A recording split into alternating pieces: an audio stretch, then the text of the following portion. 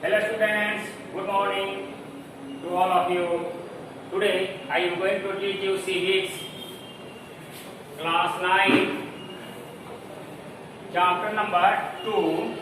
Headline of the chapter number 2, what is democracy and why democracy? It means democracy क्या है और democracy ही क्यों nowadays. As you know, nowadays it is the age of democracy. आजकल प्रजातांत्रिक युग है, प्रजातंत्र का युग है, age of democracy. Why we call it is the age of democracy? Because in the world 95% country adopt the democracy.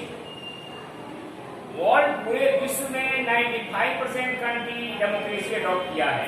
That is why it is called the age of democracy. So now we are going to study about the democracy. Pay attention, everybody. Open your books. Page number 23, 2.1. Headline of 2.1 is what is democracy? Democracy क्या होता है? तो जैसा आप जानते हैं, democracy दो शब्दों के मेल से बना है, डेमोस और क्रेसिया. डेमोस मीन्स होता है पीपुल, क्रेसिया मीन्स होता है रूल, यानी पीपुल जनता का रूल, यानी जन शासन, जनतांत्रिक व्यवस्था, जनतांत्रिक शासन व्यवस्था. डेमोक्रेसी प्राचीन काल में यूनान में, दैट इज कॉल्ड ग्रीक में छोटे छोटे सिटी स्टेट हुआ करते थे. छोटे छोटे, जैसे आज मोतिहारी जैसे टाउन, पटना जैसे सिटी, उसी तरह से छोटे छोटे सिटी स्टेट हुआ करते थे यूनान में. और यूनान के छोटे छोटे सिटी स्टेट के एडमिनिस्ट्रेशन को, शासन व्यवस्था को डेमोक्रेसी कहा जाता है. लेकिन आजकल ऐसी बात नहीं है. आजकल डेमोक्रेसी का जो परिभाषा है काफी विस्तृत है. तो now we are going to define why define democracy. Democracy को क्यों डिफाइन करना अनिवार्य है, उसे परिभाषित करना क्यों जरूरी है. जैसा आप जानते हैं कि किस देश में, दुनिया के किस देश में प्रजातंत्र है, किस देश में राजतंत्र है, किस देश में डिक्टेटरशिप है, इसको समझने के लिए डेमोक्रेसी को डिफाइन करना अनिवार्य है. उसी डिफिनीशन से डेमोक्रेसी की पहचान हो जाती है कि अमुक देश में डेमोक्रेसी है, क्योंकि डेमोक्रेसी का जो बेस है उस देश में पाया जाता है. तो डेमोक्रेसी के 3 बेस होते हैं. There are 3 base of democracy. First base है इक्वालिटी, दैट इज कॉल्ड समानता. सेकेंड बेस है फ्रीडम, दैट इज कॉल्ड स्वतंत्रता. थर्ड बेस है फ्रेटर्निटी, दैट इज कॉल्ड भाईचारा या बंधुत्व. तो जिन देशों में ये तीनों बेस पाया जाता है सरकार के अंदर, इक्वालिटी, स्वतंत्रता और फ्रेटर्निटी, आम जनता के बीच इक्वालिटी हो, सभी को स्वतंत्रता प्राप्त हो, नागरिकों को स्वतंत्रता प्राप्त हो, नागरिकों के बीच में बंधुत्व हो, भाईचारा हो, अपनापन हो, तो ऐसी शासन व्यवस्था को हम डेमोक्रेसी कहते हैं. और डेमोक्रेसी केवल कंट्री में ही नहीं पाया जाता है, डेमोक्रेसी हमारे जीवन के हर क्षेत्र में पाया जाता है. डेमोक्रेसी आपके विद्यालय में भी पाया जाता है. यदि विद्यालय में सभी छात्रों के बीच समानता है, शिक्षक सभी छात्रों को एक नजर से देखते हैं, समानता बढ़ते हैं, इक्वालिटी बढ़ते हैं, चाहे वह रिच पर्सन से, रिच परिवार से बिलोंग करता हो स्टूडेंट्स, या पुअर परिवार से, टीचर के निगाह में अगर सभी स्टूडेंट इक्वल हैं तो डेमोक्रेसी है. वहां पर स्कूल में डेमोक्रेसी है. यदि सभी छात्रों को स्वतंत्रता है पढ़ाई लिखाई संबंधी क्वेश्चन आंसर शिक्षक से पूछने का, और तो वह डेमोक्रेसी है. सभी छात्रों के बीच में भाईचारा है, अपनापन है, बंधुत्व है, तो डेमोक्रेसी है. उसी तरह से परिवार में भी डेमोक्रेसी देखने को मिलता है। परिवार का मुखिया सभी परिवार के सदस्य को एक नजर से देखता है, उसकी आवश्यकता की पूर्ति इक्वली करता है। तो और सभी से कोई काम करने के लिए सभी से कोई नया सजेशन लिया जाता है, सभी लोगों से फैमिली से सजेशन लेकर कोई काम किया जाता है, तो वह परिवार डेमोक्रेटिक फैमिली कहलाता है। Now a simple definition of democracy. ऐसे तो डेमोक्रेसी की बहुत सारी परिभाषा दी गई है, जैसे भूतपूर्व अमेरिकी राष्ट्रपति अब्राहम लिंकन ने स्पष्ट रूप से कहा था, democracy is the government of the people for the people and bye the people. अर्थात डेमोक्रेसी ऐसी शासन व्यवस्था है जो ऑफ द पीपुल जनता की शासन व्यवस्था है, फॉर द पीपुल जनता के लिए शासन व्यवस्था है, और बाय द पीपुल जनता द्वारा संचालित शासन व्यवस्था है। यह डेमोक्रेसी की परिभाषा सर्वोत्तम दिया गया है अब्राहम लिंकन के द्वारा।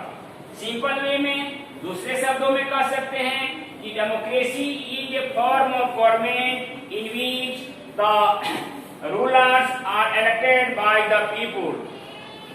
यानी डेमोक्रेसी एक ऐसी शासन व्यवस्था है जिसमें शासक पर जनता द्वारा निर्वाचित होकर आते हैं और शासन चलाते हैं। स्पष्ट है? नाउ 2.2 देखेंगे, features of the democracy. Democracy की कौन कौन सी प्रमुख विशेषताएं हैं, नहीं इसको हम देखेंगे। तो फीचर्स ऑफ द डेमोक्रेसी में फर्स्ट फीचर्स क्या है डेमोक्रेसी की, तो in democracy the final decisions making power must be rest with the elected by the people. यानी डेमोक्रेसी के अंदर फाइनल डिसीजन मेकिंग जो होता है, ऐसे तो गवर्नमेंट कोई भी गवर्नमेंट डिसीजन मेकिंग करती है, पॉलिसी डिसाइड करती है, लेकिन वह मुख्य रूप से वह पावर जनता के हाथों में है। जनता उस पावर को बाय वोटिंग सिस्टम के द्वारा, इलेक्शन सिस्टम के द्वारा अपने पावर को, अपने रिप्रेजेंटेटिव को क्या करते हैं, ट्रांसफर करते हैं एवरी 5 years पर। तो प्रत्येक 5 वर्षों पर जनता अपने प्रतिनिधियों को इलेक्ट करती है, अपने पावर को ट्रांसफर करती है, और वही लोग जाकर पावर डिसीजन करते हैं, मेकिंग डिसीजन करते हैं, पावर में जाते हैं, यानी सत्ता में जाते हैं और पॉलिसी का निर्धारण करते हैं, पॉलिसी को निर्धारित करते हैं। सेकंड फीचर है फ्री एंड फेयर इलेक्शन और इलेक्टोरल कंपटीशन। निर्वाचन प्रतियोगिता जो होती है स्वतंत्र होनी चाहिए, साफ सुथरा होनी चाहिए, किसी तरह से उसमें पक्षपात की भावना नहीं होनी चाहिए, एक दूसरे के प्रति घृणा की भावना नहीं होनी चाहिए। इलेक्शन जो हो फ्री हो, सबको आजादी दी जाए इलेक्शन में पार्टिसिपेट होने का, शेयरिंग करने का। तीसरी विशेषता है 1 person 1 vote and 1 value। प्रजातंत्र में इलेक्टेड गवर्नमेंट होती है और ऐसे इलेक्शन में प्रत्येक सिटीजन को, प्रत्येक वोटर को वोट देने का अधिकार है, वह भी फ्री, स्वतंत्रता पूर्वक, फेयरली इलेक्शन में पार्टिसिपेट होने का, और सबको, सभी नागरिकों को, प्रत्येक व्यक्ति को 1 वोट देने का अधिकार है, मोर देन 1 नहीं, यानी एक से अधिक कोई वोट नहीं दे सकता है। और प्रत्येक वोटर को वोट का वैल्यू इक्वल होगा, 1 वोट 1 वैल्यू, चाहे राजा हो या रंक हो, नहीं, सभी के वोट का वैल्यू 1 होगा, यानी इक्वालिटी होगी। चौथी विशेषता है rule of law and respect for rights. नागरिकों की राइट्स जो है, फंडामेंटल राइट्स, उसको डेमोक्रेसी में सम्मान मिलता है, आदर मिलता है, और रूल ऑफ लॉ, कानून का शासन होता है, इक्वालिटी ऑफ लॉ, कानून के समक्ष सभी बराबर होते हैं। Next 2.3 why democracy. डेमोक्रेसी क्यों डेमोक्रेसी की दुनिया रट लगाती है। दुनिया के लोग, मैक्सिमम लोग, 90% लोग डेमोक्रेसी को ही क्यों अपनाना चाहते हैं। तो डेमोक्रेसी के हमने बताया था, डेमोक्रेसी दुनिया के सभी शासन व्यवस्थाओं में सर्वोत्तम व्यवस्था है, क्योंकि इसके 3 बेस हैं। वह है इक्वालिटी, फ्रीडम और फ्रेटर्निटी, समानता, स्वतंत्रता और भाईचारा। दुनिया के हर नागरिक चाहता है, हर देश चाहता है कि हम स्वतंत्र हैं, हमारे देश में इक्वालिटी रहे, अमीर गरीब के बीच में इक्वालिटी, समानता रहे, भाईचारा रहे, बंधुत्व रहे, आपसी प्रेम भाव रहे, एक दूसरे के प्रति सहानुभूति रहे। यही कारण है कि वाई डेमोक्रेसी, डेमोक्रेसी क्यों? क्योंकि democracy is necessary because in democracy we get equality, freedom and fraternity. That is why democracy must rest next day.